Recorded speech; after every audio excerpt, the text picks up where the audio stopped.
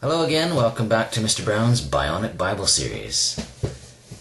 And if you've just been listening to the first entry, I'd like to tag on to that because I'd forgotten to mention, I shared a story about how I became a Christian and how I felt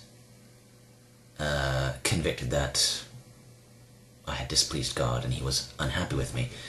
But then how He revealed to me that no, He still loved me, Jesus died for my sins, everything's okay. What I forgot to mention was, the key ingredient was that He forgave me. Forgiveness! Forgot to mention that. He forgave me because He punished Jesus for me instead when Jesus was crucified. So I think for this little series I'd like to talk about forgiveness briefly. Some of you may have heard lots talked about forgiveness, and some of you may not know anything about forgiveness. You may have heard that to forgive somebody has nothing to do with your feelings. The feelings come later. You just choose to forgive. And that's true. My point is, excuse me, some people say they don't deserve to be forgiven, or what they did was unforgivable. Now, in a sense, I understand what they mean. What they mean is what they did was diabolical, just completely unacceptable, so base and so unforgivable. But the problem is, that's the very nature of forgiveness. You don't deserve it. We don't deserve forgiveness. So when people say they committed something unforgivable, they're saying they don't deserve forgiveness. Well, yeah, but you can't go and say, well, they deserve forgiveness, For instance, if you do a little something, you tell a little lie or something, and you apologize, and they say, don't worry about it, no big deal, I forgive you. It's like saying, well, you deserve to be forgiven because it wasn't such a big deal. Well, that's not the case. Forgiveness is essential because nasty things happen. And there's a line here in the Bible,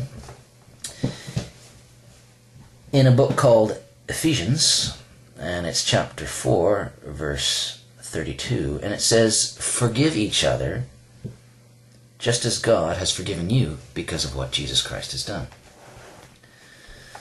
So God has forgiven me, not because I deserve it. He's forgiven me because of what His Son, Jesus Christ, did. Because what I did was unacceptable and unforgivable, supposedly. So someone had to be punished. And so God punished His Son, Jesus Christ, on my behalf. He was crucified, chucked in a tomb, but then 3 days later, or on the third day, God raised Him back to life. Where He hung out, said, "Hey, how's it going?" for about 40 days, and then Jesus' friends, His disciples, saw Jesus sail up into the clouds. Pretty bizarre. Where apparently He's going to come back again. That sounds very bizarre. But the point is, we can't say they don't deserve to be forgiven if God has forgiven us for everything we've done and will do in the future. We can't say, what they did was unforgivable. Because again, that's the very nature of forgiveness. You have to choose to forgive. And more so, the greater the wrong, the more painful the wrong done against you. You have to take the mentality that, ouch, that hurt. That definitely requires forgiveness. I need to forgive that person. I think that's a different perspective. Because if we don't forgive, we end up harboring bitterness and resentment. And it's been said that holding on to forgiveness, or holding on to Unforgiveness, as in not forgiving, is like drinking a cup of poison and hoping the other person's going to die. It doesn't work. If we hold on to that unforgiveness, bitterness and resentment and anger just seeds inside of us and just poisons ourselves, and it doesn't work. So that's the blessing of forgiveness. It releases that toxic rubbish, that junk, and sets you free, because the other person, they're probably oblivious. And even if they're not, they might not give a rip about you. So forgive them and let it go. So forgiveness.